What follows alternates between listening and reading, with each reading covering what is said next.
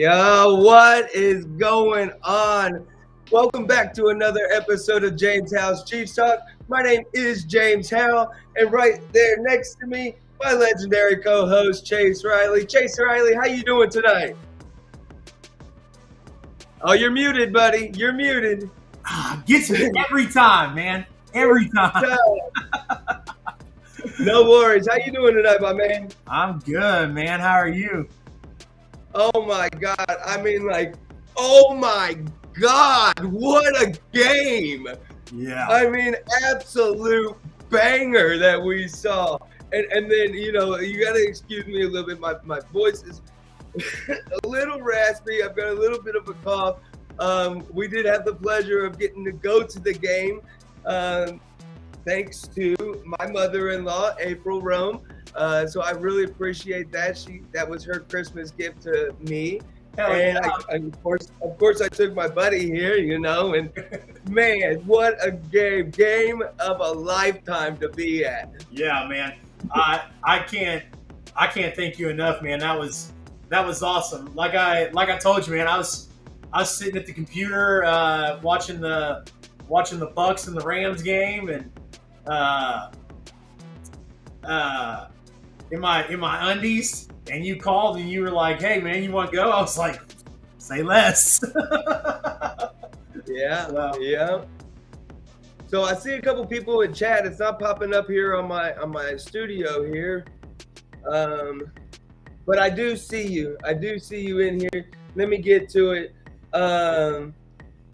Connie Byatt, aka Mama Bear, in the house. Oh boy, I see you're in the mood tonight. I can see it in your face. Yes, Mama Bear, I am in the mood. It is a great day to be a member of Chiefs Kingdom. I'll tell you that right now. Daniel Hibden, KC, let's go. Donnie Ray Craven, let's go. What's up, my guys? Corey, A.K. Richardson, a.k.a. my little brother. What's up, my man?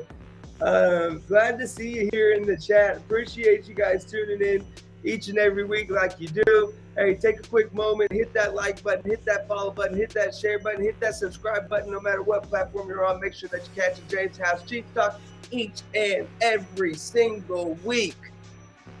Man, I feel it, man. This is going to be a high energy podcast. It was a great game. Andy Reid, we got into a tough situation. Andy Reid told Patrick Mahomes right before he went out. He said, when things get grim, be the Grim Reaper.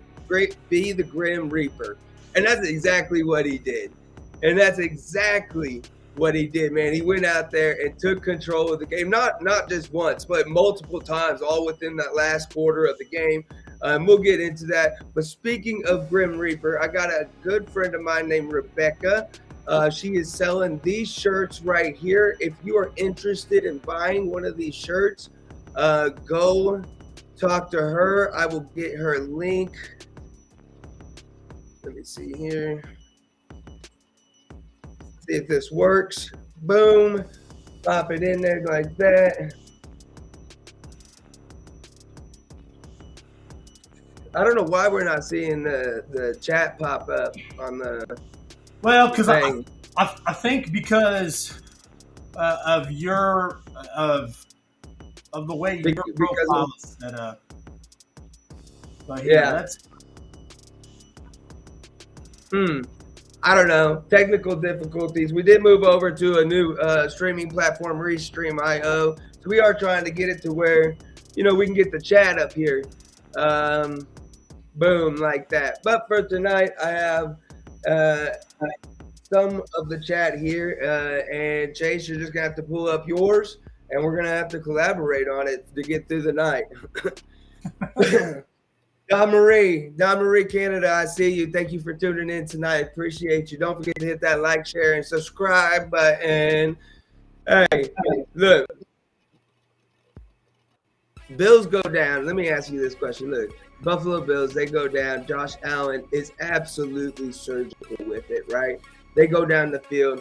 They use up the last basically minute of the game, and they score that last touchdown, leaving just 13 seconds on the clock. What's going through your mind? My heart sank. I got that feeling in the pit of my stomach, and I watched two rows of people get up and file out, and Patrick Mahomes is magical. Mahomes magic, but 13 seconds, Oh man, and you felt it throughout the whole stadium. It was just, yeah. I mean, other than the I want to say the few Bills fans that were there, but they were pretty plentiful. There was quite a few Bills fans there, but other than those Bills fans, I mean, it was just heartbreaking throughout the whole stadium. The whole stadium was just heartbroken. It was quiet as can be. Richmond Webb, what's up, my guy? How are you? He says, look, my YouTube's coming through. Yep, it's just. He says, what's up, my brothers? Hell of a game on Sunday. One of the best games I have ever seen. Congratulations. And you're absolutely right about that. And I would almost go as far as to say that is the best game ever to be played in at least Arrowhead Stadium. If not, maybe in the NFL. I don't have recollection of some of the older games, but I can't think of a game that was better. Am I saying that if I'm on the losing side of things? It was still a damn good game either way. So, probably. What's up with the gray skull cap? I'm in my in the basement here, and it's a little chilly. It's kind of cold, and that's where my studio's at. And I have no hair, and keep it a little, hoodie. Yep. Yeah. So 13 seconds of game time later, we're in position to tie the game, or we've tied the game. We're going into overtime. What's your thoughts then? That Patrick, or that the Chiefs need to win the coin toss, because our offense was hitting on all cylinders, and if we won the coin toss, I was very confident that they were going to go down there and score a touchdown. Hey guys, we're gonna go ahead and throw the chat up here and see if it's gonna work. If you want to join into the chat on the screen, jump over to my YouTube. Go jump over to my YouTube real quick. It's just Jaymes Howell Sports. You can catch the live there. And from what I understand, any chat that comes in from YouTube from this point on should pop up on the screen. Yep. If you go to James's YouTube or James's Twitter or my CR Media page on Facebook, the chat will show up. The reason why is because it's being streamed to James's personal Facebook profile, and it's only it's only a read only. It's not showing up. So, and there they are. It is working. It is working correctly. Yeah. Like he said, all of it will work except for your Facebook ones, because it's to your personal page. Yeah, because I messed up. So yeah. Anyways, like I said, make sure you guys like, share, subscribe. Go to CR Media. Check out his page. Go to Jaymes Howell Sports. Check out my group there. It's a little private group. You can catch all my content that's going to be coming from my website at jameshowellsports.com. Let's talk about the NFL. Bucks and Rams. So in a game that seemed like it was almost going to be a blowout, it ended up being a lot closer than I anticipated it to be. So what I'm curious from you is this kind of how you saw things? Did you predict the Rams? I didn't catch it on your video. Did you predict the Rams? I did predict the Rams. I went with the Rams, and it was I think I had the Rams by 10 points. I don't have my score predictions with me. I had them written down, but I had them up in my office. But I think I had the Rams by 10 points. And I I thought that the Rams would be able to pick or the defense apart a little bit because, like I said, the Buccaneers were banged up. They lost their starting right tackle. So I expected Von Miller and Aaron Donald to eat. And, it was, I told you when I picked you up Sunday and we headed to the game, I left the house and the score was 20-3. Yeah. And then we get to the stadium, we get all situated in, and it's a tied game. And I was like, what is going on? Yeah, Tom Brady showed up, for a second. He tried to do some Tom Brady things, Yeah. And so he was about to pull it off. And, no tomato.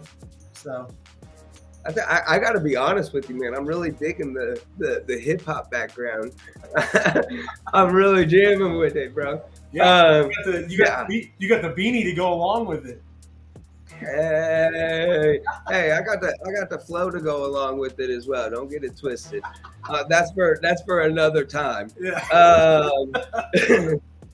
Bucks and the Rams. Okay, so I was basically in the same boat. I thought that the Bucks would, or that the Rams would easily win this game. But like I said, Tom Brady is Tom Brady, and he's going to try to get back into it. He's going to figure a way to at least make it close and have a chance at winning it. Unfortunately, he couldn't get it going early, and so that early game struggle really came to bite him later on in the fourth quarter. But so Rams go on, and then on the other side of things, we have the 49ers versus the Packers. And this one, to me, was a shocker. I know that the 49ers have been the hot team. Deebo Samuel, Brandon Ayuk, of course, George Kittle. And to me, the difference maker was the quarterback. And Jimmy Garoppolo is just not that guy. But dang, their defense showed up big. 49ers defense showed up big. And just, I don't know what it is about Aaron Rodgers, but he's the MVP almost every year. He's in contention at least. And then he just doesn't show up in the postseason, and he just can't. I mean, that one's on him. He's got the weapons there. Devontae Adams, Randall Cobb, Aaron Jones, special teams. Yeah, that's a big issue for Green Bay. And special teams are a lot of times they're slept on. Not very many people talk about the special teams. There he is. Yo, let's go. Thanks for coming on over to YouTube, Donnie. Appreciate you joining in. If you guys are tuning in on maybe a Facebook or a Twitter, that's my Facebook. Go on over to my YouTube and check it out there. You can join the chat on screen. Chase, your camera's like in and out. Were you trying to say something? I'm having technical difficulties, my guy. Okay. Well, that's okay. I like to talk. I'll just keep talking until you're ready. So it was really a shock for me to see the 49ers, upset the Packers. I just thought that that Cinderella story that they had within there, the Packers were just too good to be beat by this caliber of a team, and I clearly underestimated them. So kudos to the 49ers.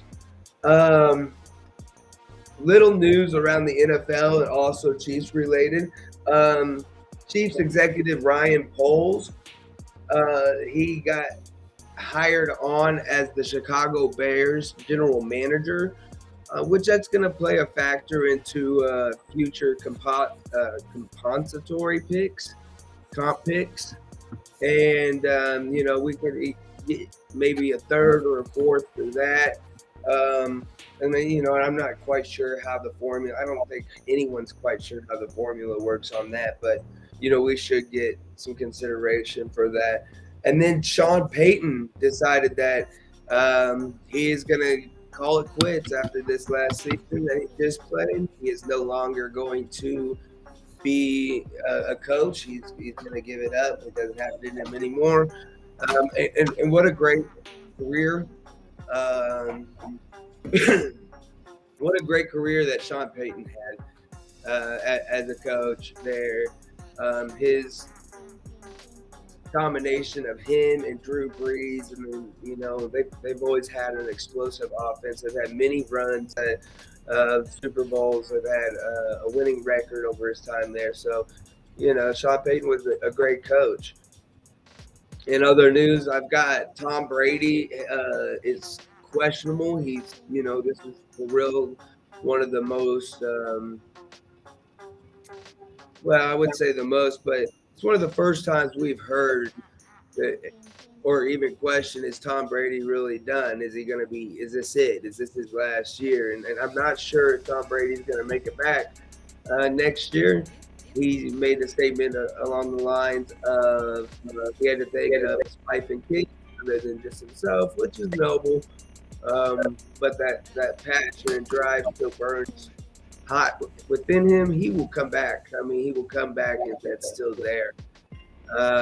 Donnie said thought AR was the best till he couldn't, but up a TD. Who are you talking about, brother? I'm not sure. A little clarification on that. And then, okay, so then in other Chiefs news, Josh Gordon, who was recently waived by Kansas City. And my initial reaction to that was kind of like, okay, that's the end of the Josh Gordon experiment. And then we got news that, you know, Kansas City was heavily interested in re-signing Josh Gordon if he went through waivers, which he did, and they re-signed Josh Gordon to the practice squad. So I'm actually pretty excited to see Josh Gordon get a full offseason with the organization. And, you know, being able to access the workout facilities and really get into good football shape, learn the offense, have a good off season to learn it. I know he's had all season, and, you know, it's just when you go into the off season, you don't have to worry about daily or weekly game planning, and, you know, going to the film room and then going to practice and then, you know, doing all these things that you have to do week in and week out throughout the season. You don't get as much time. So when you go into the off season, you get extra time to really get those things and some of those intricacies. And, you know, and I'm sure that we'll see, you know, sightings of Josh Gordon working out with Mahomes in Texas or something like that. Aaron Rodgers, of course. Are you back in it? Are you in it to win it or what? I hope so, man. Gosh, technology. Right. Man, my voice was I'm getting a little dry. I was talking so much. Man, my technology is wonderful when it works, my brother. Yeah. It's dreadful when it doesn't. It's the biggest headache in the world. Yeah. Thought Aaron Rodgers was the best till he couldn't put up a TD. Yeah, I mean, it just, when it comes to those moments, man, like we seen it in the Chiefs game. Patrick Mahomes has that it factor of I'm not gonna let us lose, you know, and we've seen it several times throughout the especially the last quarter, and sometimes Aaron Rodgers has that, and sometimes he doesn't, and I guess that goes for any quarterback, but you know, it's about how consistent can you get. So yeah, you know, it's great that you're the mid or the regular season MVP. Enjoy watching the Super Bowl on your couch. Sure enough. Let's see here, bro. Okay, so did you have anything you wanted to say about Sean Payton? No, I mean, a lot of people are questioning, you know, like what's his next venture. I think it's pretty clear. News broke Sunday that Troy Aikman has been offered a fat ass deal by Amazon, because Amazon is going to start doing their own presentation of NFL games, I guess, and they're pursuing Troy Aikman for that. So Fox is pursuing Sean Payton to replace Troy Aikman as Joe Buck's co-commentator for the Fox NFL games. So that might be interesting, because then you get that perspective. Okay, so you have the situation of like Tony Romo, and you get the perspective of like a former quarterback, and not just a former quarterback, but more recently, not like a Terry Bradshaw or but a more recent quarterback who's been in the league within the past 20 years and who knows the game a little bit better. Well, Sean Payton is a head coach, and so now we're getting into the mind of a head coach. Exactly. Who's a really head coach. Yeah, he was a really good head coach, but a lot of people are speculating, like, hey, what is he looking at? Is he looking to take this deal with Fox? I think that's what it is. I think after 16 years with the Saints, I think that that job seems appealing. It's an easy job. You sit back, you relax in the booth, and granted, you got to sit next to Joe Buck, but I mean, it's not too hard of a job. I'd take that job. Yeah. There's talk that he could be pursued by Dallas. I don't think Dallas is ready to move on from Mike McCarthy. I think we touched on that. I think Jerry Jones isn't ready to admit that he was wrong on that hire. I think Jerry's going to blame that Cowboys loss on something else other than the coaching, and I think Mike McCarthy's going to stay. But it's very interesting to see what Sean Payton will do next. So, yeah. So, what's your thoughts on the Josh Gordon situation? So we waive him, and then of course we bring him back. Like I was saying earlier, bring him back to the practice squad. What's your thoughts on that? My thoughts on the Josh Gordon thing are going to be the exact same as the defensive back from Oakland that we signed to a future reserve contract. From the Raiders. Yeah, the guy from the Raiders. I think that they're going to take a look in training camp and see how Josh progresses, and and go from there. Because Arnett. Arnett. That's right. Damon Arnett. Yeah, and for anyone watching that doesn't know who he is, he's a cornerback we just got from the Raiders, and he was released by the Raiders because he was caught on film with a weapon, a gun, and threatening to kill somebody. Yeah, he went on Facebook Live waving it around and threatened to kill somebody, and just real stupid. But we'll see how that pans out. Yeah, and the thing about that is, Brett Veach is notorious for these little projects that he brings in. DeAndre Baker, Mike Hughes, these were some of these guys. And some of them have paid off, some of them haven't. But my frustration about this is, so from what my understanding is, when we released Kareem Hunt, it was because he lied to the organization. And it wasn't necessarily because he lied to the organization, but it was because he didn't really tell the whole truth. And maybe I'm off on that, or that's just how I kind of understood that situation. But that's exactly the word that got out was the Chiefs found out about it shortly after it happened, and they asked Kareem Hunt about it, and Kareem Hunt said it was no big deal, that it was handled, and that it was nothing to worry about. And then the video comes out, and they called Kareem back and they said, "Hey, listen, we asked you about it. We gave you an opportunity to get out in front of it so we could nip this in the bud, and you lied. So now we've got to cover our tracks, and we have to release you." And that's what that was. Everybody knows what he was released from the Raiders from. And this is just Brett Veach saying, "Hey, this is a first-round draft pick from 3 years ago."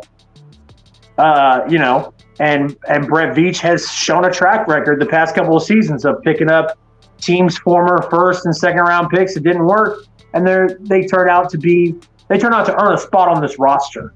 The skill level is there. Yeah, I can't see, how it's okay to justify this. Like, how is it okay to say, "No, Kareem Hunt, you're off the team because we couldn't get out in front of this and take care of it." Probably from a business aspect of things. And now this guy comes on our team, and he's out here threatening to kill people live on Facebook. How is this acceptable? Where I don't make it make sense. You know what I'm saying? Yeah, no, I see what you're saying, and like I said, the Chiefs asked Kareem Hunt. They asked him about it. They gave him an opportunity to be honest and upfront about it. He wasn't, and I don't know what would have happened if Kareem Hunt would have told them. Maybe they could have worked something out to where he faced a suspension and the team kept him and whatnot. But showing that dishonesty and breaking that level of trust with the team, showed Veach and showed Reed that they couldn't trust him. Right. This kid probably was under the influence of drugs or alcohol when you'd have to be medicated in some way, shape, or form to jump on live and do something stupid like that. So, I'm sure there's things that are going to have to get worked out. He may not make the team. He may be released before June or July.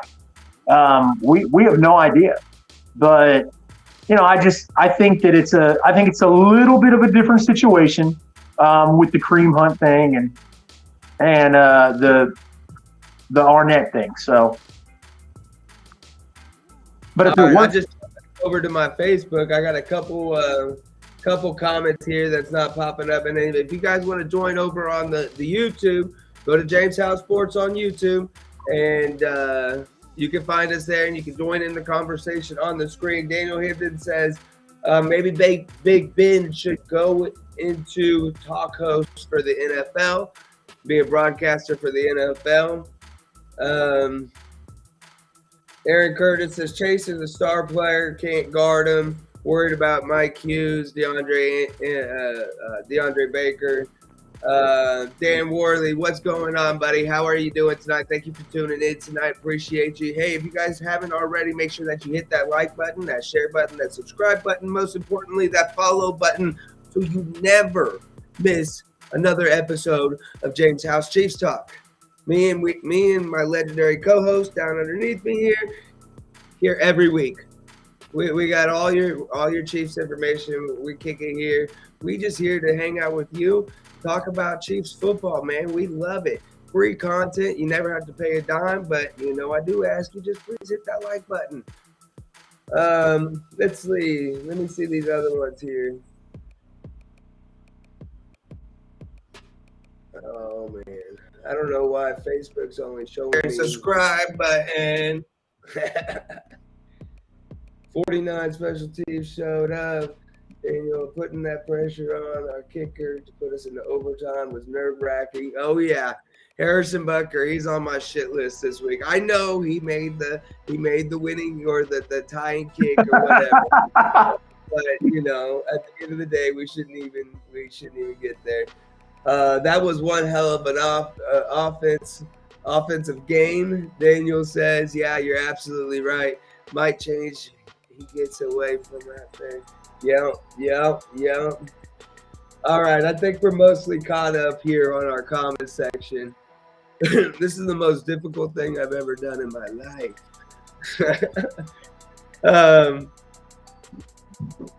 So there was the fan.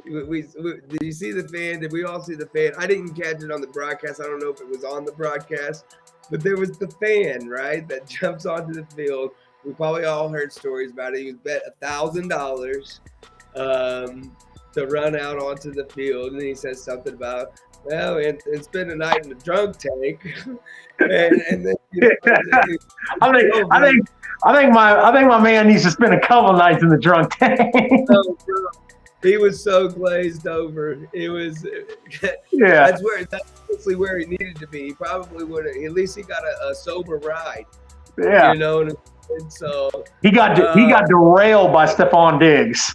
Oh man, just leveled by Stephon Diggs, and that's gotta hurt.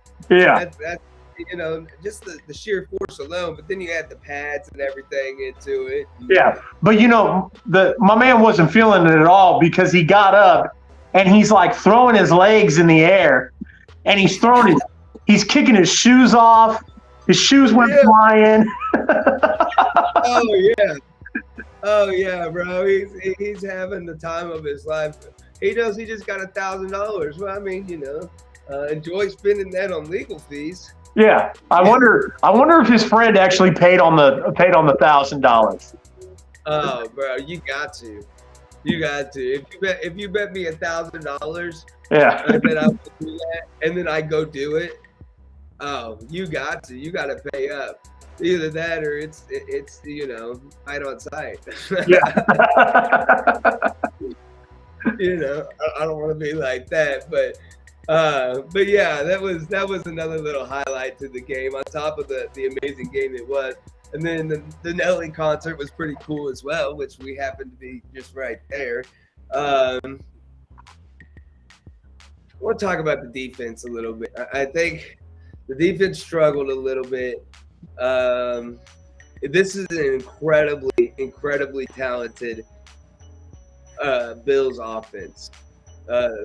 Josh Allen, he is amazing.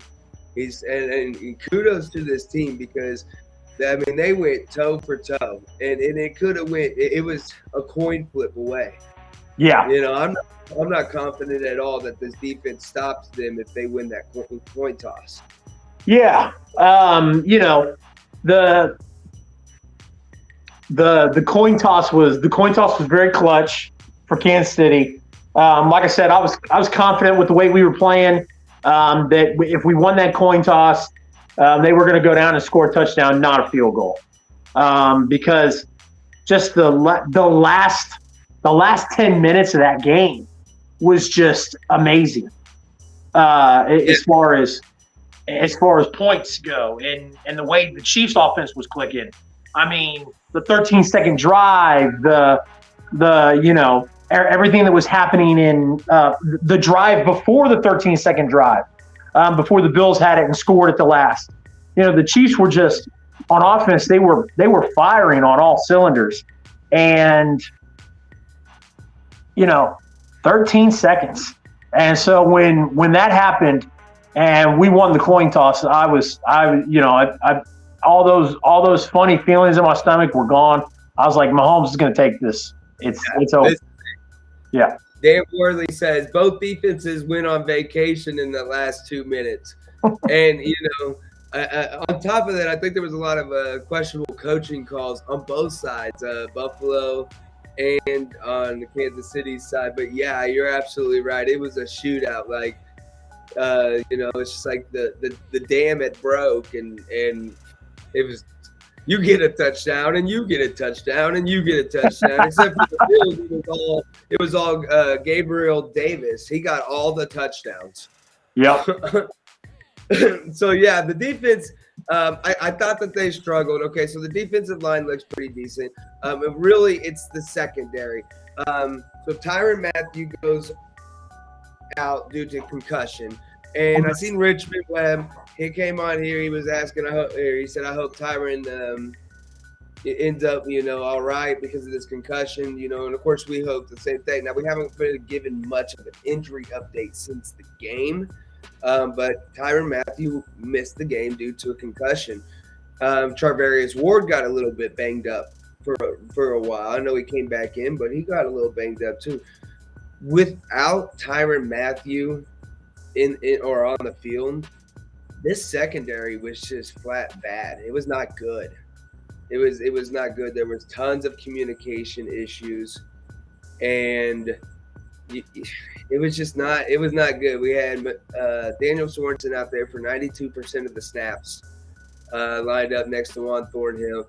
And if you remember the beginning of the season at all, it just makes me like it almost made me puke in my mouth just a little bit.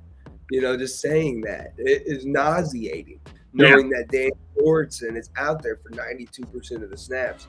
And this is like a good news, bad news situation for the secondary. Bad news is you guys weren't very good. You kind of stunk it up. The good news is this is probably the most potent offense you'll see for the rest of the way. And I know there's Jamal Chase and Joe Burrow and T. Higgins and whatever coming up, and they've got a pretty good offense. They're not the Bills. Cincinnati's not the Bills. Joe Burrow, he might be, but he hasn't proven to be Josh Allen. And Josh Allen, I don't think he's as good as Josh Allen. So this is the most potent. The good news is this is the most potent offense that we're going to see the rest of the way. And we took care of it. We handled business. What was your thought? Yeah. Yeah, I mean, I tried looking today. I know Tyrann Mathieu tweeted something out about him being good. So hopefully everything's all good there. Because as far as Dan Sorensen goes, we've come to a collective agreement on this show that Dan Sorensen has no business being in the secondary for 90% of the snaps. And so we've got to have him back. Got to have that depth at defensive back, because Cincinnati's gonna try and do the same thing they did to us last time, and they're gonna try and beat us over the top with Jamar Chase. Yep. Yeah, exactly. And they're gonna have to figure out a way. And other than the coverage, it was miscommunications all over the place. But they're gonna have to figure out a way to help over the top on Jamar Chase. You cannot just sit there and cover him man to man all day long. He's gonna do the same. Now, are they gonna get some of the same ticky-tack penalties that they got last time? Maybe, but you can't play like that. You don't play well if the refs call it this way or that way, man. You just play to win. You play to be better than the guy across from you. You play to win the game. That's right. That's right. So, yeah, I expected it to be a different game plan. I really did like the game plan going into this game. I thought Steve Spagnuolo created a pretty good game plan. If you look at their playmakers, Devin Singletary, he had 2.6 yards per carry, was only held 10 carries, 26 yards. Emmanuel Sanders, 1 for 16. Stephon Diggs, 3 receptions for only 7 yards. I mean, it was clear that Dawson Knox, 2 receptions for 9 yards. They came out and they took out some of these guys. They the game. And okay, they got 2 receptions, but that's irrelevant. That's irrelevant. And so I thought that they had a pretty good game plan. So I will give Steve Spagnuolo some credit there, mainly because I'm going to bash on him here in a little bit. So Gabriel Davis has a career day. So you might ask, who is Gabriel Davis? I asked the same thing. because he's got a total of 500 yards on the season, and 200 of it came from this game. So he ends up having 200 plus yards, 4 TD. Josh Allen absolutely torches this defense. They are not able to play any sort of next man up football when it came to the secondary. Armani Watts was not good. But the good news is we did see a heavier dose of Willie Gay Jr. and Nick Bolton and less of Anthony Hitchens and Ben Neiman. So I think we're starting to see the transition, and we've seen it slowly but surely throughout the whole season, but we've seen this transition to where Gay and Bolton are the guys. Yeah, and as they should be. Hitchens is good, coming in a little bit. In my honest opinion, it needs to be those three. Hitchens needs to be in the middle. Bolton needs to be on the right. Gay needs to be on the left. That's how it should be. There's no reason to cycle in Dory and Daniel when the other two need to be on the field, as far as Gay and Bolton go, because for whatever reason, Hitchens has been good for us, and Spagnuolo is going to go with Hitchens. Unless Hitchens needs to come out, cycle in somebody else, Spagnuolo is going with Hitchens. Fine. But the other two, as far as Willie Gay Jr. and Nick Bolton go, they need to be on the field. And the only way Dorian Daniel or Ben Neiman come in the damn game is if one of them needs to come out. And that's it. Yeah, for a breather or whatever it might be. And in the nickel package, there's only 2 linebackers on the field. It's Gay and Bolton. It's no longer Anthony Hitchens. And I think we see, so his contract is top heavy. He's getting paid a lot. Extremely top heavy.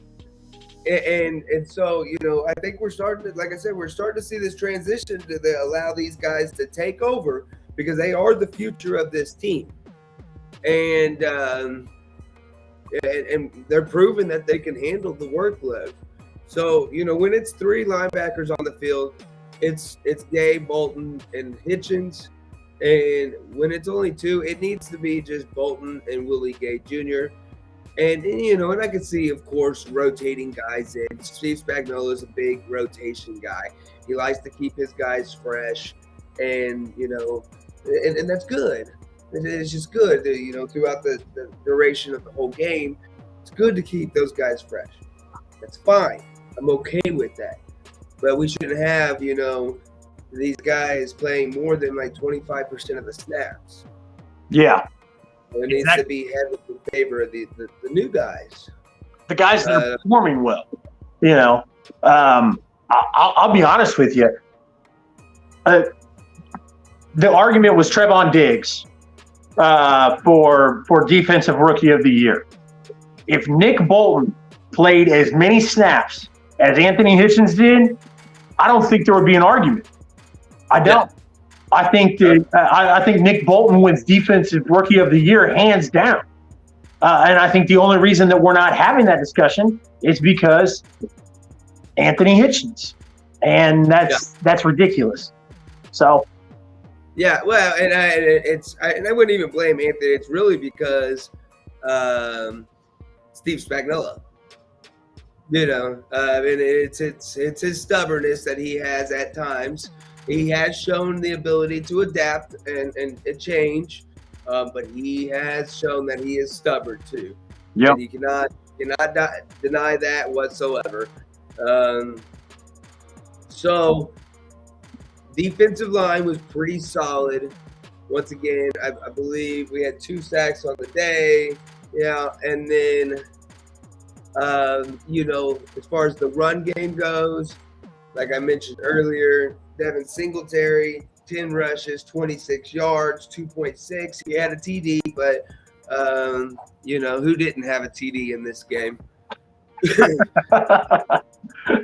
Agreed. So, Now, Josh Allen, the counter argument to that, of course, is Josh Allen tore it up on the ground, 68 yards on the ground for him. That's hard. That's different to protect against a running quarterback, because then the numbers are even. Like usually, you're one man down because you hand the ball off and then the quarterback's out of the play. But when the quarterback's running it, then you've got an extra blocker there. That your running back is an extra blocker. And so it's hard to defend against a running quarterback. And Josh Allen, I know he's not a Lamar Jackson, but he's mobile and he's big and he's strong. Like I said during the game, he reminds me of a young Ben Roethlisberger with a better arm. He's mobile, he's hard to take down, and he's very athletic, and he's strong and fast, and he's got all these attributes that play to his advantage. We got 68 yards. I thought we did a pretty good job of holding it too. So the defensive line, linebackers, I had to grade them out, like an A minus maybe. I thought they did a really, really phenomenal secondary in D. Yeah, I was not impressed with the secondary. Yeah, the bottom line is Tyrann Mathieu is the as far as the secondary goes, Tyrann Mathieu is he's the guy back there. And with him out of that game, everybody else fell apart. Nobody stepped up into that leadership position with Mathieu gone to say, hey, this is what needs to happen. Nobody was out there with the experience to look and say, hey, get over there, do this, etc. The things that Mathieu does.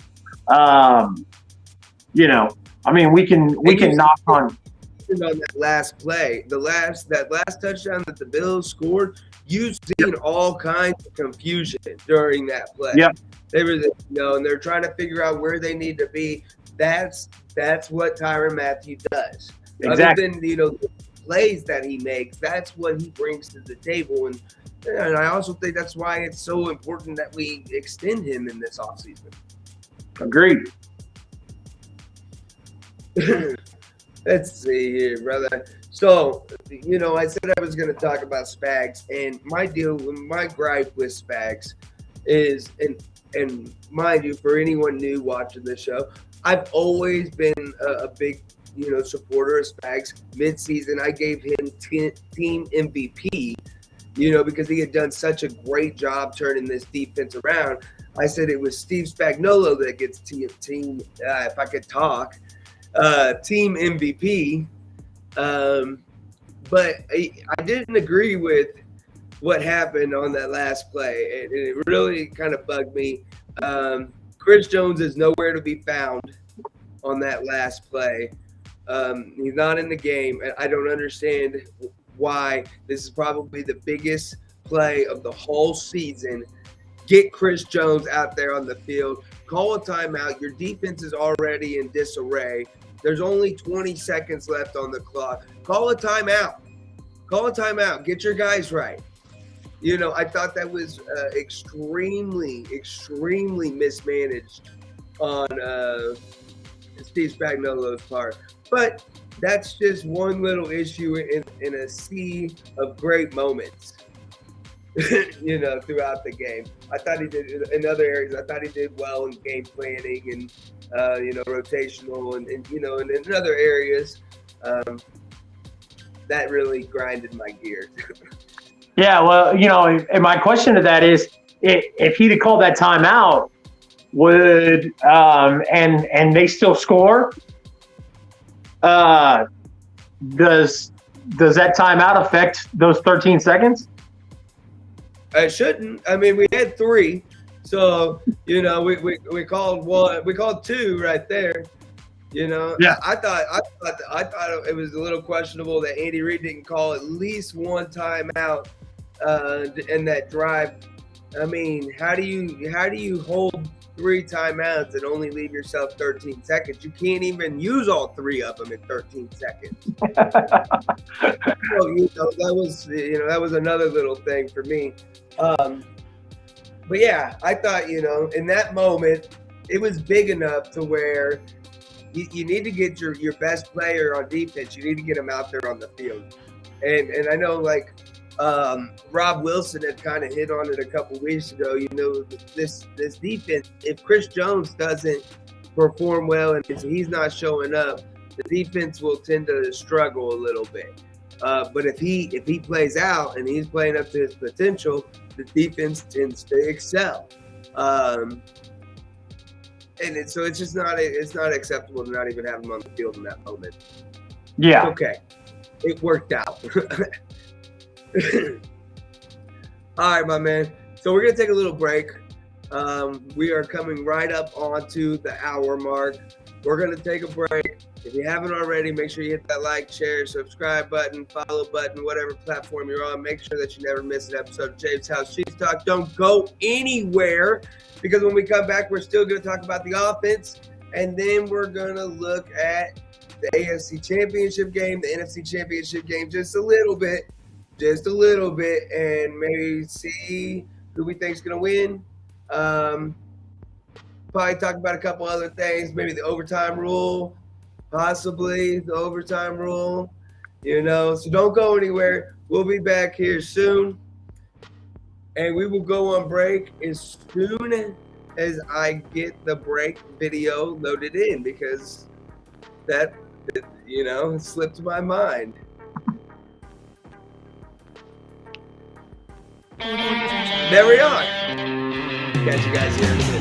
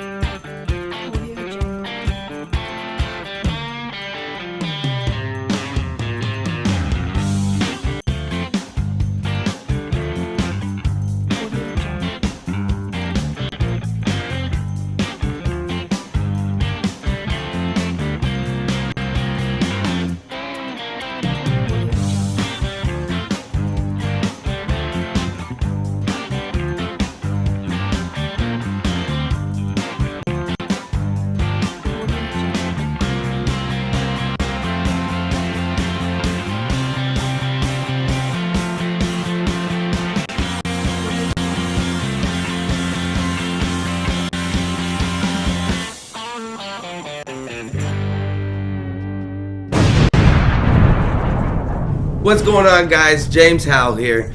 Look, if you enjoyed this content, go ahead and hit that subscribe button. And more importantly, make sure that you smash that notification bell. That way you'll never miss any content from Jaymes Howell Chiefs Talk. Also, while you're at it, go to Jaymes Howell Chiefs Talk on Facebook as well as on Twitter. You can find the links for those in the description. Until next time, once again, stay legendary, guys.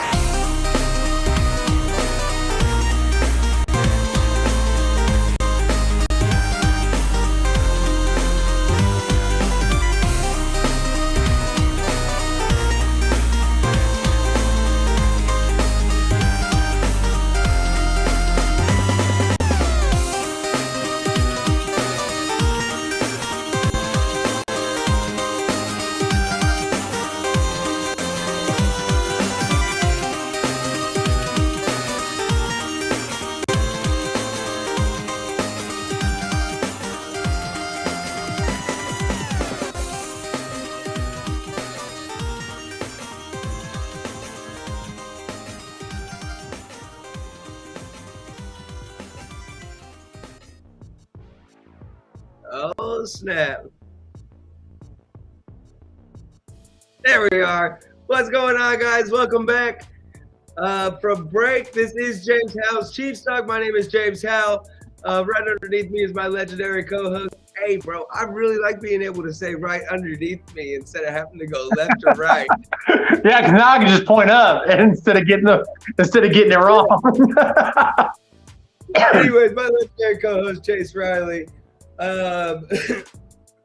Look, before we were going on break, dang, there was something I was gonna say. All right, we'll just move on to the offense. That's the most exciting part. I'm super excited to talk about this part. Mahomes is the absolute Grim Reaper. I've never seen anyone better. Oh, look, I shared that comment. You see it right there? It's on my comment thread on my thing, and that one popped up, but no one else's comments are popping up on there. So that's kind of weird. That is weird. Anyways, I got sidetracked.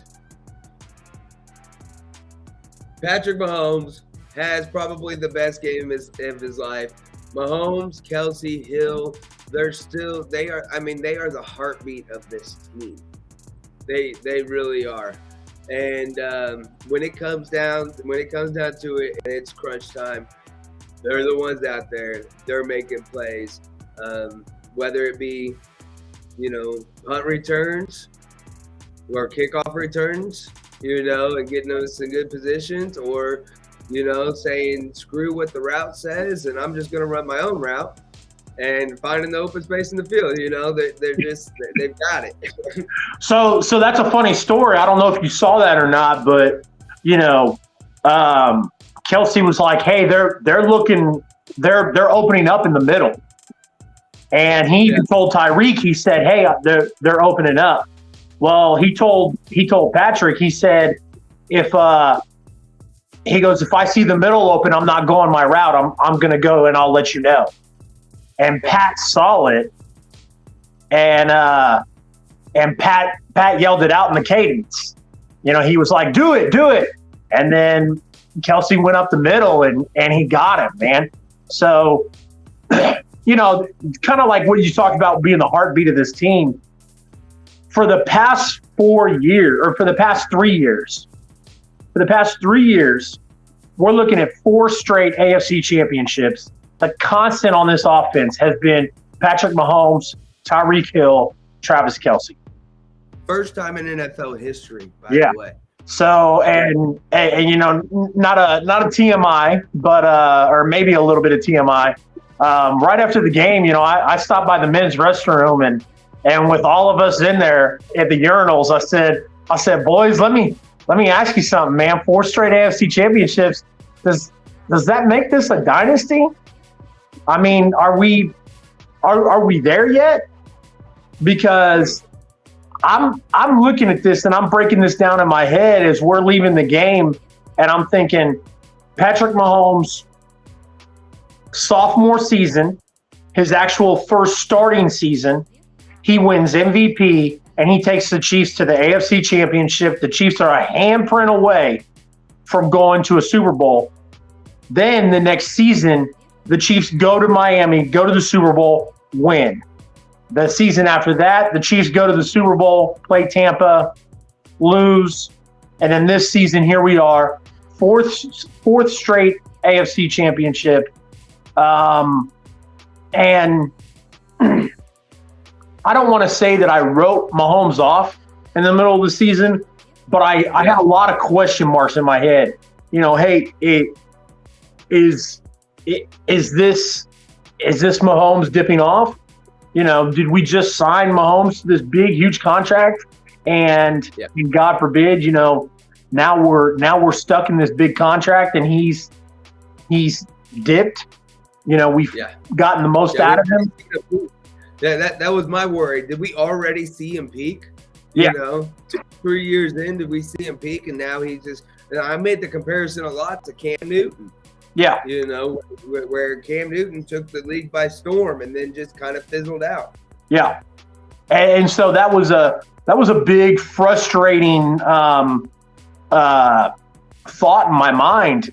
And the past couple of weeks, I thought, okay, we're getting Patrick Mahomes back, and this is perfect because we're getting playoff Pat. And when it came out, when he did it against the Steelers, everybody was like, well, it's the Steelers. And that kind of brings me to my next point.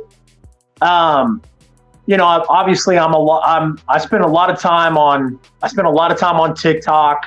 I've spent a lot of time on Facebook and whatnot.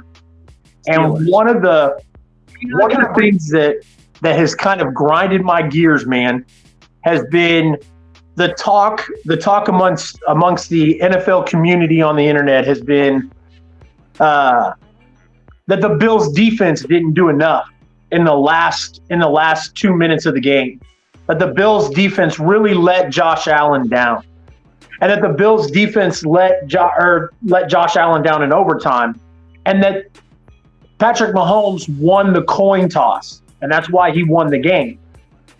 And like I said, man, that kind of grinds my gears because it's like, hey, put some respect on that man's name. I mean, it was like we just talked about with the Travis. It was like we talked about with the Travis Kelce thing. Kelce read the defense. Kelce told Pat, that wasn't the defense. That was Patrick Mahomes and Travis Kelce. Like, let's not. If we want to be real, that was Travis Kelce. It was Travis Kelce the whole drive. That last 13 seconds, Patrick Mahomes made the play. But who was that we said? They said they're going to flip the ball out to Travis or to Tyreek Hill, and Travis Kelce went down there and threw those blocks. Yeah. And then he runs an incredible route, leans on the cornerback on that seam route until the linebacker bites to the inside and then cuts it back down the seam. And they're wide open. I mean, that was Travis Kelce. Yeah, and let's not let's not take anything away from that. Travis Kelce has experience. A lot of people don't know this. Travis Kelce is the same age as Rob Gronkowski, and he's played. It's not even a question. I'm not going to say because I'm a Chiefs fan. Travis Kelce's twice the tight end that Rob Gronkowski is, and they're the same age. And, all this talk of Rob Gronkowski retiring and all that stuff. And Travis Kelce's still playing like he's on his third year in the league. So, it grinded my gears. I haven't said much on the, I try to keep a low profile on as far as the internet community goes for football. Because I'm trying not to get banned for 30 days for talking smack. But, man, it's just, when I see that, a lot of Bills fans, not even Bills fans, just fans that are bitter in general going, well, the Buffalo's defense really let Josh Allen down. They couldn't stop a cold. No, they couldn't stop Patrick Mahomes. Let's stop this disrespect, because nobody could stop Patrick Mahomes in the last 2 minutes of that game. When Mahomes is clicking on all cylinders and it's the offensive thing, you're not stopping him. Yeah. You better be able to score more than 30 points to even be in contention. Exactly. And I know that's a lot of the Bills fans. They're hurt. They played. They had a great season. They have a great squad, and they had high expectations. And they're building their team to compete with Kansas City. Everything they do is to beat Kansas City. Yeah. And so that they're hurt. I've been there. I've had many of heartbreaks. Following football. If by some chance you're watching the show, whatever, be real with yourself for a quick second. It was a great game on both sides. Patrick Mahomes had a great game. Josh Allen had a great game, and it came down to who got the ball last. Yeah. And then we all kind of thought it was going to be. Well, and So, and like I mentioned, a lot of that wasn't Bills fans. A lot of it was just it's really weird because we've never been on this side of the table as Chiefs fans. I hear a lot of people that are quote unquote sick of seeing the Chiefs in the championship game, and that's weird to me because 10 years ago. How can you get sick of that? What? I follow this former cheerleader, Bridget Case, on Twitch. She does a lot of NFL content and whatnot, and she's a Chargers fan. And her and there's just a bunch of people out there on the internet football community that are like, yo, hey, we're sick of seeing Patrick Mahomes. We're done. We want to see something else. And so it's weird to kind of be that. I don't want to compare us. I mean, because obviously they did what they did in New England, but it's weird to have people kind of look at the Chiefs now as we did New England 10 years ago. Like, hey, we're sick of seeing New England in the game. Like, do somebody else. And now that's us. And that's kind of weird. Well, what people need to understand is before Patrick Mahomes, there was 50 years of garbage football. I mean, we had a couple good years here and there. So, quite frankly, we don't give a fuck if you're sick of it. I mean, we don't care. Us as Chiefs fans, we're gonna keep loving it. We don't give a flying hoot nanny if you're sick of it. It's just what it is. Because we went through it, and and if the Bengals ever get to that point, or the Browns, or the Detroit Lions, the Bears, they ever get to this point, they'll understand it. The Bills, I know they've been struggling for a long time. Hey, when you reach that mountaintop, you'll understand. Well, and what I would tell everybody is get used to it. Get used to seeing Patrick Mahomes doing game-winning drives. Get used to Patrick Mahomes. Get used to Brittany Mahomes popping champagne bottles. Get used to Jackson Mahomes doing TikToks when Patrick Mahomes wins games. Get used to it because it's here to stay, and I don't care. I'm okay with that. Yeah, and hey, it's like to bring up Cam Newton again. Hey man, if you don't like my touchdown celebration, stop me from getting in the end zone. Yeah. If you don't like it, stop us. Yeah. I would have never been this cocky and this confident at the beginning of the season. Well, I'll tell you what, man. I'm okay with playing the villain. That's cool with me, man. All my favorite characters are villains. So if the Chiefs are the new villains, I'm okay with that. Bring it on all day long. Yeah, exactly. So I kind of mentioned it a couple times. Mahomes, it just refuses to lose. Okay, so fourth quarter specifically, we go down, we score. Okay, I'm really upset with it. I wouldn't say really upset, but Andy Reid's play calling kind of made me kind of grinding my gears again. Not to go back to the same expression, but that's what it did. Tyreek Hill gets this kickoff return, right? We get down to the 25-yard line, and we're running this triple option with Blake Bell under quarterback. What the are we doing? Mahomes is dealing. Why are you taking the ball out of Mahomes' hands to put it in Blake Bell's? I can see Travis Kelce. I can see it. But Blake Bell, Everyone, we knew he was running the ball. He's not throwing the ball. You know, it was just and that was a huge opportunity for the Kansas City Chiefs to take a 2-possession lead. And so the play call is a little bit questionable. Now, the thing about trick plays is that if they work, they're brilliant. If they don't work, it's like, what were you thinking? Yeah, of course. So now we're in this situation, but I can't imagine, you know, Andy Reid sitting in his office drawing this play up and putting Blake Bell under center and going, oh yeah, this is the one. This is I don't see it. So I don't know what he was thinking there. But other than that, Mahomes just refuses to lose, like I was saying. Bills go score. There's like a minute left, or there's like 2 minutes left in the game. We go score real quick. It was like a minute 56 actually, but we go score. Tyreek Hill takes it down, throws up the deuces, which I'm sure he'll get fined for. Yeah, absolutely.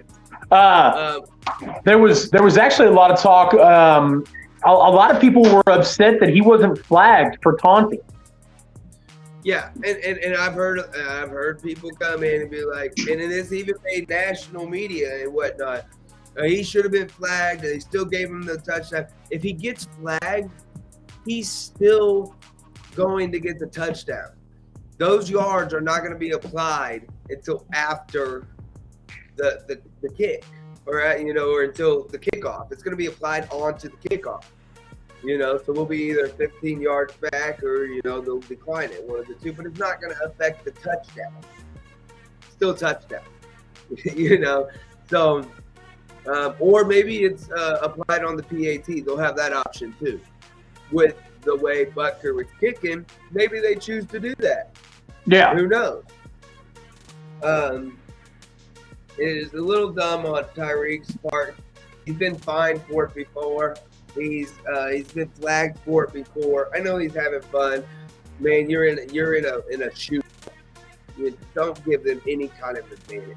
Yeah, that was my consensus on it. Don't give them any more fuel than what we're in a crucial spot in the game.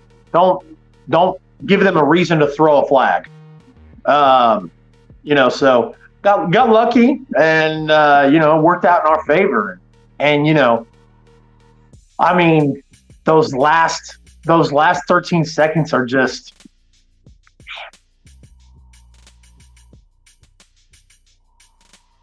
You're muted, guy. Yeah, I seen it. Like I said, Mahomes just refused to lose, and it happened the second to the last drive. It happened the drive when we tied it up. Whether it be with his arms, with his legs, he was running all over the place. He was making plays left and right. That's something I didn't look at. Patrick Mahomes rushing had 69 yards.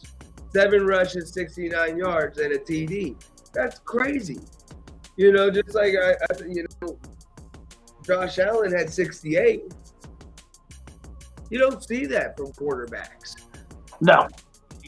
It's just both of these guys, it was such an incredible game to watch. Both these guys just took matters into their own hands and found ways to get it done back and forth. Man, it's just, I'll remember this game for the rest of my life. And we were there. Yeah. We were there. It was a great experience.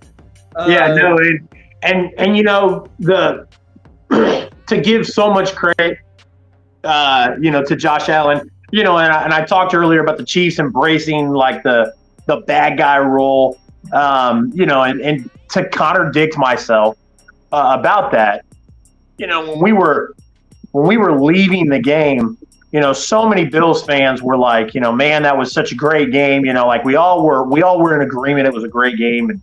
And one of the guys that we stopped and we were talking to, we were walking with, we mentioned to him, how this is, or he mentioned to us, how this is the next Brady Manning feud, and how this isn't going to be the last time that we see, Josh Allen and Patrick Mahomes in a big playoff game.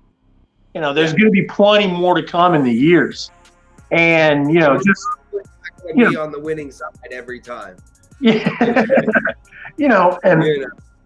And to speak, as long as it happens in the playoffs, that's all I care about. Yeah, exactly. And to speak about how well Josh Allen played and how much heart Josh Allen played with, after the game was over, Mahomes went and hugged Kelsey, and celebrated with Kelsey, and it was a very short celebration because Mahomes darted full sprint down the field to find Josh Allen. He threw his helmet halfway through the sprint, met Josh Allen, embraced him in a big hug, congratulating him, letting him know that he played his ass off. And I thought that was really awesome. That spoke volumes about who our quarterback is. That that's my quarterback that ran down there and let Josh Allen know, hey, like you busted your ass, great game. You'll be here again. And it took a lot of notice from Chiefs Kingdom. One of the pages we follow, Chiefs Kingdom Memes, shared a picture on their Facebook page for their followers to make a donation to Josh Allen's foundation. That his charity of sorts. He supports a local children's hospital in Buffalo, and Chiefs Kingdom Memes asked their followers to make a $13 donation in honor of the 13-second drive. And I think, and I think before we started the show, the children's hospital announced that they were at $80,000 in donations from Chiefs Kingdom, donating, whether it was $13 or however much they Chiefs Kingdom did. But just the atmosphere in that game and how it was, like I said, made jokes about us playing the villains. But man, Chiefs Kingdom read nothing but great stories from Bills fans about the atmosphere at Arrowhead and their experience at Arrowhead. And then the conversation that you and I had with some members of Bills Mafia walking out.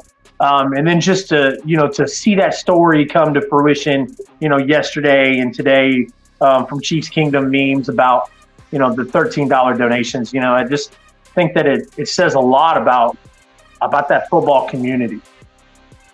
Yeah, and you're right. We had a couple conversations with some Bills fans. Man, I was shaking hands.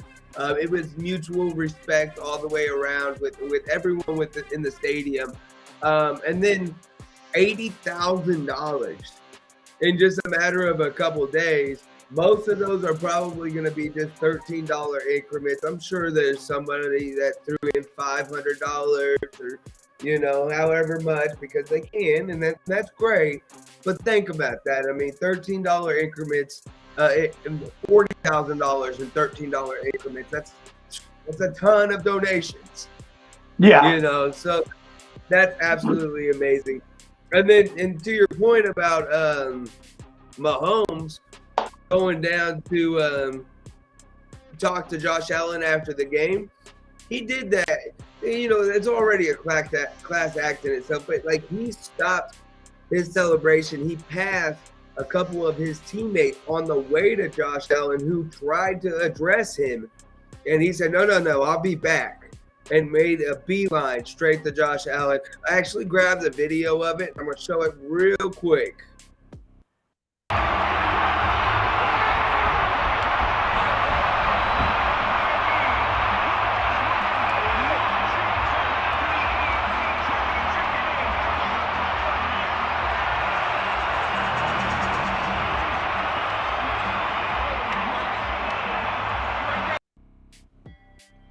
So yeah, I mean, class act, and you're right. It makes you proud to be able to go, hey, that's my quarterback. We've got a class act leading this organization And the same goes with Josh Allen. I mean, they've got a bright future in front of them as well.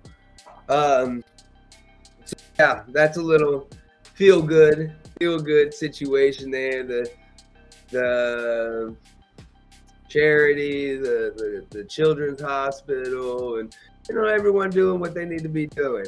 That's good to see some good in the world. So it looks like Hardman has really started to solidify a role on this team. I wonder if Noah's on. Noah, are you on, buddy? Are you on? I wish he was, man. I'd tell Noah, hey, I don't know what's changed in the past few weeks, Noah, but it looks like McCole Hardman learned how to run some routes.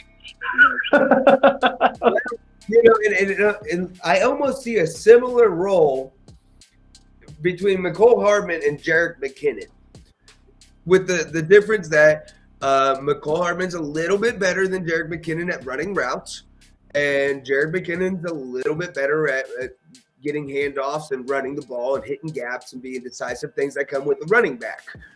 But they're doing the same thing. We're getting them the ball. McCole Hardman had his first ever rushing touchdown in the NFL. So that was cool, but they're handing him the ball off. They're throwing it out to him in space, in the flat, screen games. They're using them almost the same exact way. They just have different strengths. So, I mean, it's just kind of good to see Hardman kind of settling down into a role. Yeah. And trying to find that identity. Yeah, he needs to find, he needs it to find his spot on this team. And I'm happy for him. I think he's still part of this team. As far as Jerick McKinnon goes, McKinnon, I definitely agree with you. The only thing I would say, I'm going to take that dub. Yeah, I am. Rob, is that a serious question? I'm going to take that dub. Come on, brother. 13 seconds. We call that Mahomes magic, my friend. I know some dragsters that don't even run that fast. Yeah. Dak Prescott and the Cowboys had 14 seconds. They couldn't even finish one play. That's what Shannon Sharp told. That's what Shannon Sharp told Skip Bayless. But don't ever count them out. I'll tell you that. I'm glad that Jerick McKinnon, has continued to prove that he belongs. Who I want to talk about, because Jerick McKinnon proved last week that he belonged. Who proved they belong this week? That a part of a lot of Chiefs Facebook groups and a lot of online. I shared, CR Media shared a story when it broke that Clyde Edwards-Helaire was good to go, was expected to play. And man, I can't tell you how many members of Chiefs Kingdom came on there and said, "Who the hell cares? Don't play him. Get him out of here. We don't want him." I'll tell you what, I want that. I want number 25 that played Sunday. That's who I want. You all may not want him, but I want him. I want number 25 playing every Sunday that the Chiefs play, because number 25. It was pretty productive. So, hats off to Jerick McKinnon. Like I said, he ate last week. He got his earnings last week. This weekend, it was about Clyde Edwards-Helaire proving that he has a place on this team, as he should. And hopefully proving to other members of Chiefs Kingdom that he belongs on this team. Yeah, 7 carries, 60 yards, 8.6 yards a carry for Clyde. Yep. I mean, just absolutely killing the game. He was decisive. He was quick. He was not playing around north and south. north and south was the only directions he was moving. This entire podcast needs to be about fixing the defense. You know, we did a good old portion about fixing the defense, and I could do a whole podcast about fixing the defense. That wouldn't be positive. And we just made it to our 4th consecutive AFC championship game. So, you know, we're going to go ahead and keep the little positive vibes going on. Yeah. We know what the opposite is doing. The season's still going strong, Rob. We're not talking about fixing anything like the Dolphins are. You know, we'll talk about fixing stuff when the off season starts. Right now, we're worried about winning a Lamar Hunt Trophy. Heard that. Heard that. Bull. All right. Yeah, Jerick McKinnon proves that he belongs for sure. He already did that. Clyde looks fresh. Looks crisp. Shots fired. This offense, they look like other than the 2 Raiders games and the Pittsburgh game, we haven't really seen it. And now we come in here, and the talk was, look, we lost to the Bengals, we lost to the Bills, you know, we lost to the Ravens, or not the Ravens, but the Titans. And, you know, like all these playoffs teams we lost to. Yeah. And you know, here we are. This is not the same team as week 5. I said that, you know, I said that in my picks video that I did on Friday, that, you know, that a lot of people didn't understand. Yes, these were the same 11 guys on the field. Yes, they had the same names and numbers on the jerseys, but these were not the guys. This was not the offense that the Bills played in week 5. Nowhere near the same guys. These were a cohesive unit. You know, the offensive line, what was it, 3 sacks they allowed this game?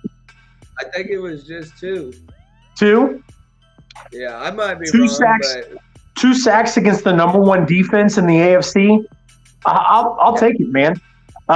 You know, this offense was just the past couple weeks has been nowhere near what they were when the Bills played us in week 5. Yeah, and you know, we already talked about the defense. You know, like I said, I named Steve Spags the defensive MVP for a reason. You know, it's been a complete turnaround. Rob says all the teams that beat them did not let flash run all over the field without 2 people on them. Just saying, you know, speed kills, brother. I mean, it does. We got a saying here in Kansas City, Rob. That's what speed do. That's what speed do. So yeah, you nailed it. O-line allows 2 sacks on the night, and they're just creating. And it seems like every week we have a different guy that we're talking about in the backfield. It's Clyde. It's Jared. It's Derek Gore. It's Darren Williams. It's whoever is back there. Yep. You know, and it's because of this offensive line, and mainly the interior offensive line. Joe Thuney, Creed Humphrey, and Trey Smith. But those outside guys, they're doing all right too. You know, they're getting the job done, especially, you know, the situation we are in at our right tackle position. We're on our 3rd string right tackle. You know, Lucas Nyang, it was out. You know, he was deemed out a couple weeks ago. And so who was it? I think it was Andrew Wiley in there. Yeah. He did a fairly good job, you know, and so, but it's the job that they're doing in the run game that's you know, getting me fired up, because I think they're doing phenomenal. And I've said for a long time, if we can get the run game going, if we don't have to run it 30 times, but if we can just get it going, it'll open everything up, you know, as far as these teams playing Kansas City in a cover 2 shell. You know, they'll get out of that real quick. So, I seen Donnie had mentioned something earlier about the overtime rule, and a lot of Bills fans are upset with the overtime rule. And if you're not a Bills fan and you're upset with the overtime rule, I understand. You know, it's not very fair. If you are a Bills fan and you're upset with the overtime rule, get over it. Get over it. Because, bro, like, we proposed a rule when we lost in overtime, when the same thing happened to us and our fans, you know, in overtime, and Tom Brady, we just took the ball and scored. We never had a chance. It was the same exact thing against Tom Brady and the Patriots. And we tried to change it then.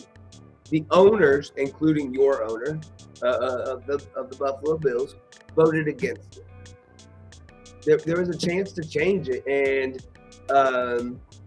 you guys didn't take that chance, and now it's biting you in the butt. Get over it.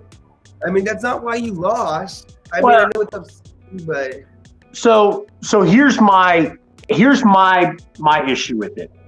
In 1974, the NFL implemented the sudden death rule. Yeah. From 1974 to 2010 or 2011, because remember, it was the Vikings and the Saints. The Vikings and the Saints in the NFC Championship. Everybody was mad because Brett Favre never got to touch the field. So they threw a big, huge fit, and then they implemented the rule of if you go down and kick a field goal, it's no longer sudden death. The other team will get an opportunity.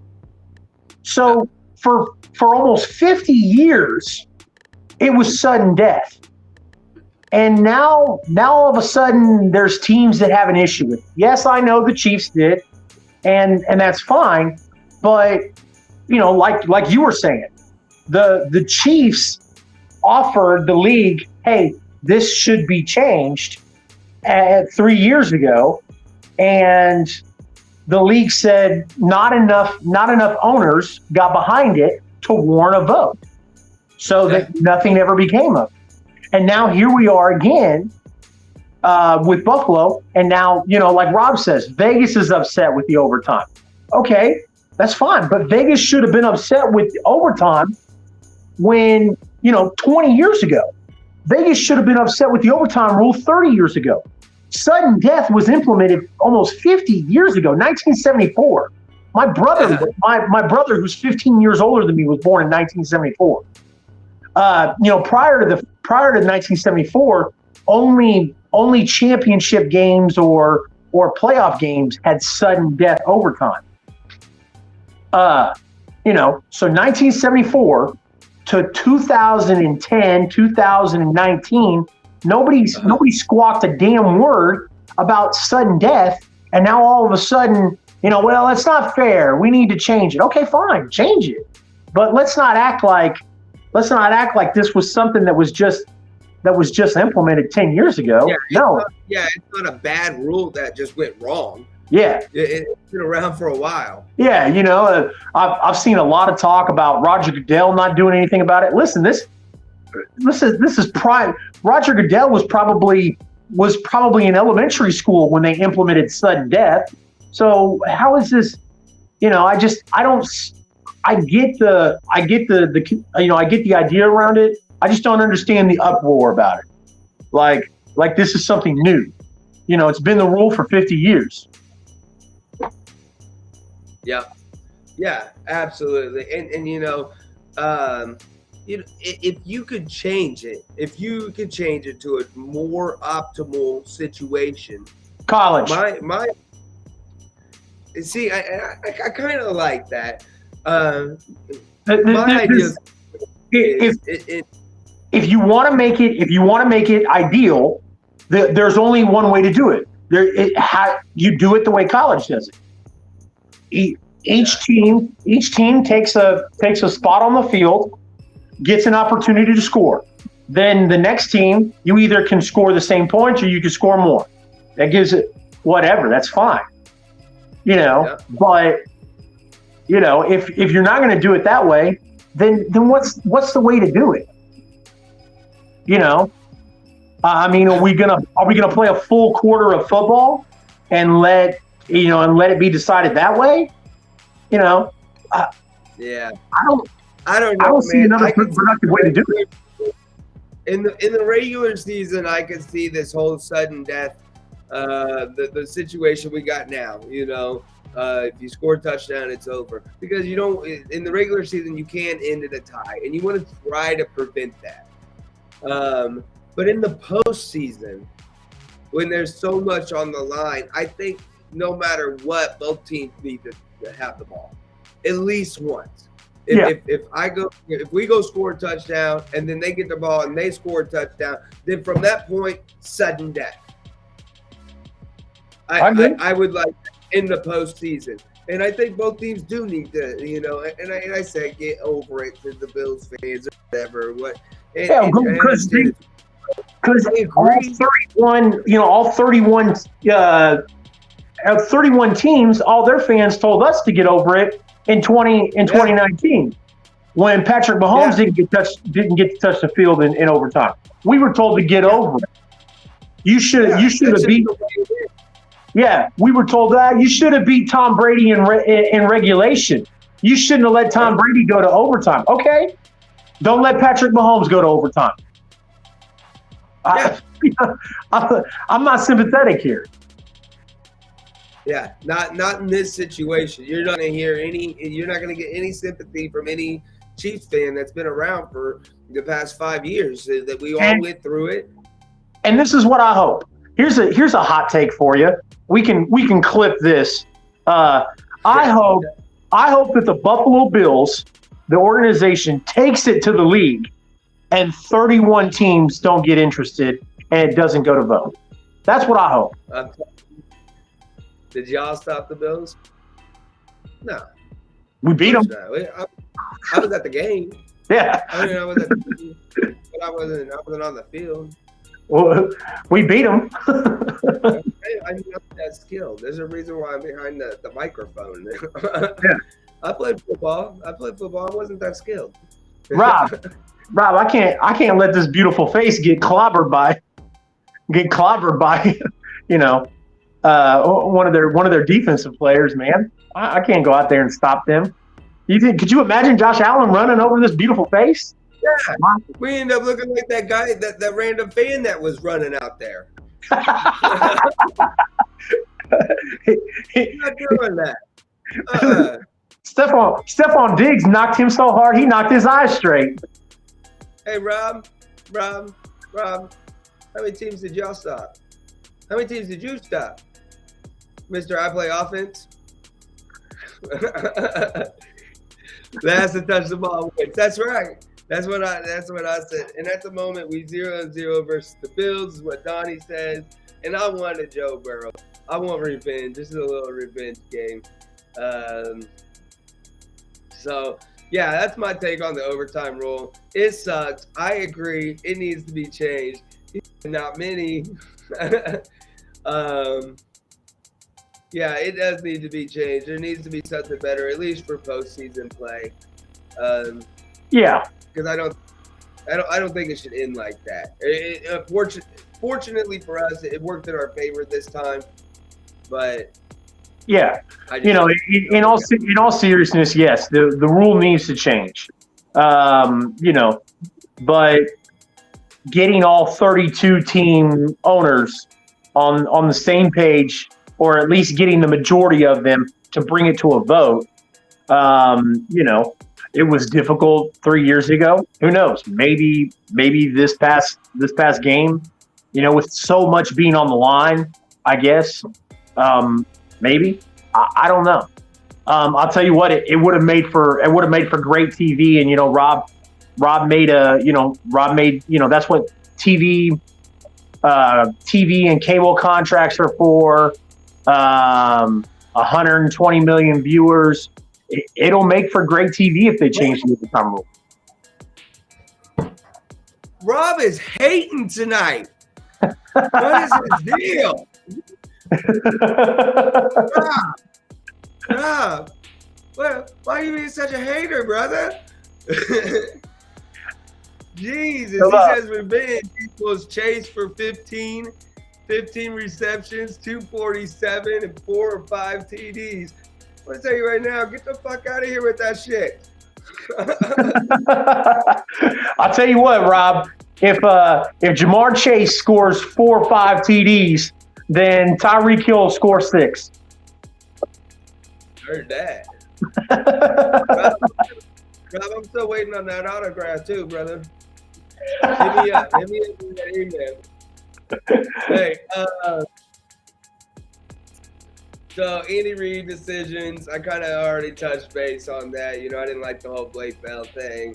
Overall, this was an amazing game. I know there wasn't much defense, especially in the last quarter. It was a little slow to begin with, but and there was amazing games all weekend, man. You know, and this one just put the cherry on top. You know, and I went back and watched it because I thought maybe this game was really great because I was there. But I went back and watched it, man, and it is just as good watching it on TV as it was being there. Yeah. No, I shouldn't say that, but the game was just as good as I saw, you know, there. I tell you what, bro. If Jamar Chase scores 5 touchdowns, I will do the next show topless. No, that shit's not gonna happen. I'll tell you what. You'd rather Jaymes do the show topless than me.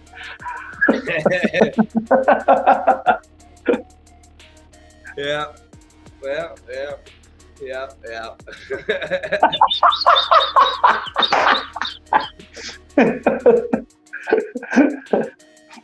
But yeah. So we got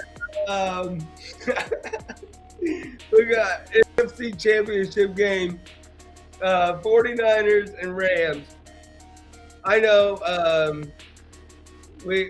don't want to go too much into this because we got plans to do maybe a little 20-30 minute segment later on to do our actual picks, but so I don't want to go too far into it into too much detail. 49ers and Rams, who you got? I'm sticking with the Rams, man. I love Sean McVay. You know, I think he's a stellar coach, and you know, as we've talked about in the past on this podcast, man.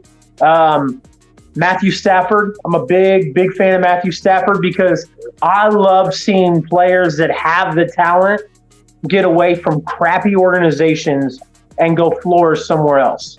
And Matthew Stafford is the perfect example of that. To get away from that horrible organization in Detroit, to go be with Sean McVay in Los Angeles playing for the Rams. And he's got a great defense, a stellar defense. Von Miller, Aaron Donald, Jalen Ramsey. You know, I would love to see them pull it off against San Francisco. San Francisco shocked me against Green Bay. I did not expect San Francisco to go into Green Bay and put Aaron Rodgers down like they did. But I'm hoping that this game in Los Angeles is in favor of the Rams. Also, just to kind of throw a little bit more out there, because you know we got plenty of time. Did you see the controversial story about the Rams limiting ticket sales to people only with Los Angeles zip codes? Really? Yeah, they sent a release out when the tickets went on sale for the NFC Championship. They made a statement that they were only allowing sales to people who had Los Angeles zip code. and then they faced so much backlash about it that they came back and reverted it. Yeah, they're trying to cut out San Francisco fans. Yeah, and you know what? And so here was my thought process on it to kind of sway away from that bad press. They could have said, well, we didn't want a bunch of people, from San Francisco coming to our stadium because of COVID exposure. They straight up just reverted it. I was like, kind of a bad look, guys. Yeah. But, and Rob says it's the home team's prerogative. And it's kind of like a restaurant, man. Like a restaurant has the right to reserve service to anyone or to refuse service to anyone. Like, they don't have to give you a reason. They don't have to tell you why or anything like that. They just say, hey, we're not going to serve you. Yeah. You get up, pack your shit, and leave. Yeah, and so it's kind of the same thing. The restaurants have the right to be able to do that. Well, I understand. Like, from my understanding, it's your business and your thing. You can sell till you want to. It doesn't necessarily look good, but I mean, I guess they want to win. They want to win, so they're willing to take it to that measure. I also have the Rams. I think I'd like to see a rematch of the 49ers, just to, beat them again. Just to, show them it wasn't a fluke the first time. But, and I don't know. I told you about how Kyle Shanahan, likes to run his mouth about holding, and he's done it on multiple occasions where he's ran his mouth about how holding wasn't called enough during Super Bowl 54. And it's like, so yes, I agree. I'd love to play San Francisco again in the Super Bowl, just to shut them up. Yeah, I'd love to see it. I just don't think it's going to happen. I think they got too much firepower over there. And Aaron Donald, Von Miller, they've got a fucking killer secondary. Eric Weddle, who's been fresh, he comes out. I've played 2 years. Yeah. So, he came out, man, and he doesn't look like he missed a beat. Yeah, and it's what it is, man. I guess when you know it, like at the level he knows it at, you know what I'm saying? It's like riding a bicycle, I guess. I don't know. I haven't been there, but glad I can't ride a bicycle either. Doesn't usually work out that way.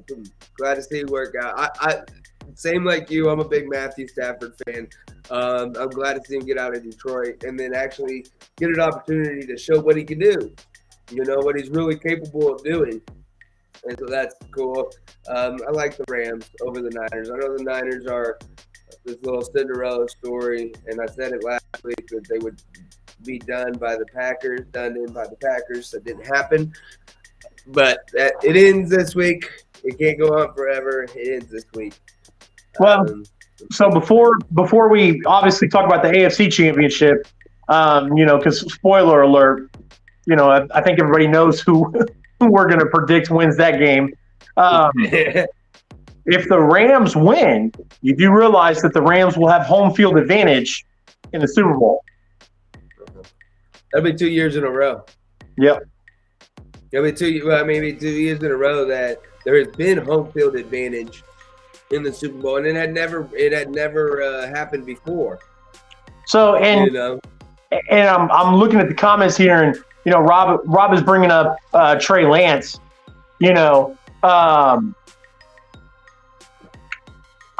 I don't see Trey Lance coming into this game unless Jimmy G is not able to go. Yeah, I think that he might come in for a couple of plays, that are designed specifically for Trey Lance, but they're not gonna put Trey Lance in over Jimmy G for consistency issues. Jimmy's gotten you to this point. You stick with. I mean, I think you have to stick with him. Did he look good against the Packers? No, not really. He didn't look good at all. You know what? What I've seen from the Niners in the season is they don't think that Trey Lance is ready. So the NFC Championship, like I said, unless they have to go with Trey Lance, the NFC Championship is not a good time to decide if he's ready or not. So, like I said, I can see Trey Lance coming in if Jimmy G gets injured. And you know what? If Von Miller and Aaron Donald, if they eat, and they put Jimmy G on his back a lot, you could see Trey Lance come in because of him, because of injury. God forbid, don't want to see Jimmy G get injured, but like I said, that pass rush has their way, man. They're gonna put Jimmy G on his back a lot. So, you could see Trey Lance come in and I just, like I said, I don't think that I don't think he's ready either. AFC Championship, Kansas City versus Cincinnati. In Kansas City for the fourth time in a row. Who wins this game? Not even a question. It's not even a question. And I don't even think it's going to be close.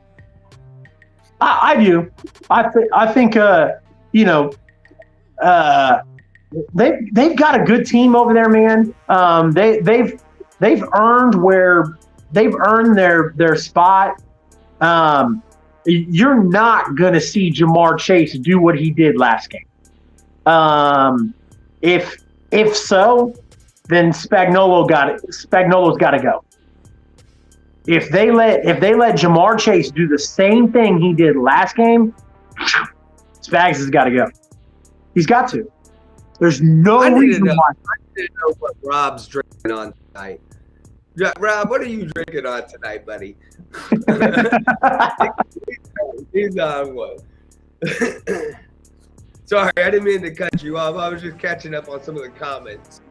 I see him. I see him, man. And he's cracking me up tonight, man. He's something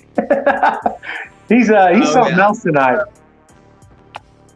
I love it. Oh, Donnie says each week the Chiefs games have the highest ratings since the last Super Bowl, and that's true. It's the most entertaining, man. Like Bills and Chiefs. Why wouldn't you? If you're a football fan, why wouldn't you want to watch it? Yeah. And the Eagles.